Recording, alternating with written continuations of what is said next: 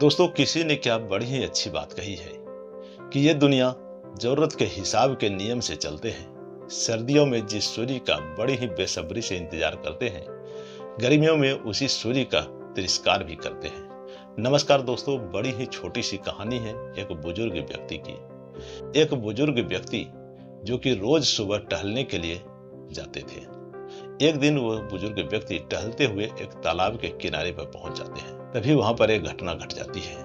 उस बुजुर्ग व्यक्ति ने देखते हैं कि तालाब के पानी में एक कछुआ तैरते हुए तालाब के किनारे पर आते हैं। तभी एक बिच्छू उछलकर उस कछुए की पीठ पर बैठ जाते हैं और फिर वो कछुआ धीरे धीरे तालाब के पानी में तैरते हुए तालाब के दूसरी ओर जाने लगते हैं। अब वो बुजुर्ग व्यक्ति यह सब देखने के बाद ये सोचने लगते हैं कि आखिरकार इस कछुए और बिच्छू की दोस्ती कैसे हो गई और ये दोनों जा कहाँ रहे हैं। अब वो बुजुर्ग व्यक्ति यही बात जानने के लिए वो कछुए के पीछे पीछे जाने लगते हैं। वो बुजुर्ग व्यक्ति अपना तेज कदम बढ़ाते हुए तालाब के दूसरे किनारे पर जाकर खड़े हो जाते हैं। कुछ ही देर में कछुआ उस बिच्छू को अपनी पीठ पर बिठाए हुए तालाब के दूसरे किनारे पर पहुंच जाते हैं। तभी बिच्छू कछुए की पीठ पर से उछलकर जमीन पर आ जाते हैं और फिर पगडंडियों के रास्ते से वो एक तरफ जाने लगते हैं। अब वो बुजुर्ग व्यक्ति भी ये सोचने लगते हैं कि आखिरकार ये बिच्छू जा कहाँ रहे हैं। बिच्छू को देखने के लिए वो बुजुर्ग व्यक्ति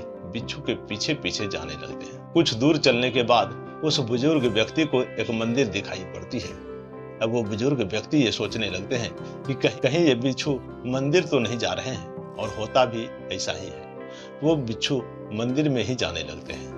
तभी उस बुजुर्ग व्यक्ति ने देखते हैं कि मंदिर में एक व्यक्ति भगवान का ध्यान लगाकर बैठे हुए हैं। वो बिच्छू भी उसी व्यक्ति की तरफ बढ़ने लगते हैं। तभी उस बुजुर्ग व्यक्ति ने ये सोचने लगते हैं कि कहीं ये बिच्छू उस व्यक्ति को नुकसान न पहुंचा दे।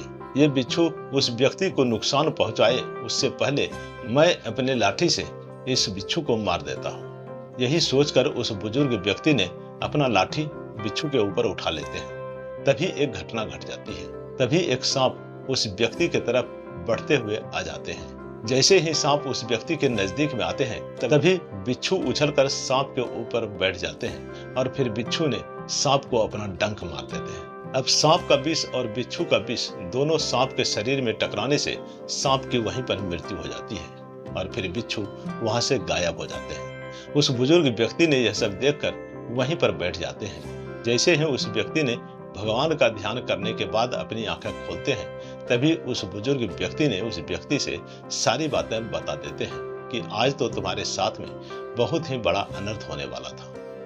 एक बिच्छू तालाब के उस पार से तुम्हारे पास आ रहे थे। मैं उसका पीछा करते हुए यहाँ मंदिर तक आ गया। वो बिच्छू तुम्हारी तरफ ही बढ़ रहा था। मैंने सोचा कि ये बिच्छू तुम्हें नुकसान पहुंचाएगा, इसलिए मैंने बिच्छू को मारने के लिए अपना डंडा उठाया। तभी एक सांप तुम्हारे तरफ बढ़ते हुए आ रहा था। तभी उस बिच्छू ने उस सांप को डंक मार लिया और वो सांप यहीं पर मर गया।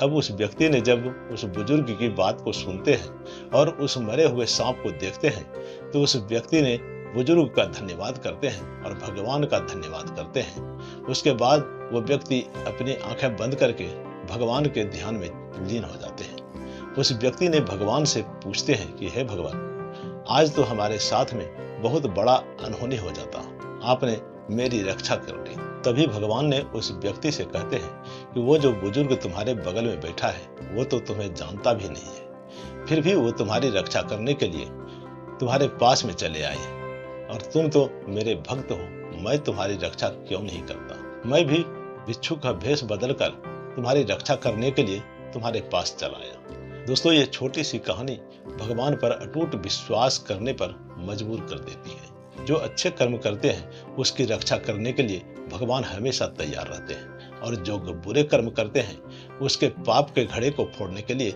हमेशा भगवान अपने डंडे लेकर के तैयार रहते हैं। एक बार फिर हम आपसे कहते हैं कि कर दिखाओ कुछ ऐसा कि दुनिया आपकी तारीफ करे। वीडियो पसंद आई हो तो वीडियो को एक लाइक कर दीजिए, और चैनल पर नए हैं तो चैनल को सब्सक्राइब करके बेल आइकन का घंटा जरूर दबा लीजिए। मिलते हैं किसी और वीडियो में, तब तक के लिए धन्यवाद।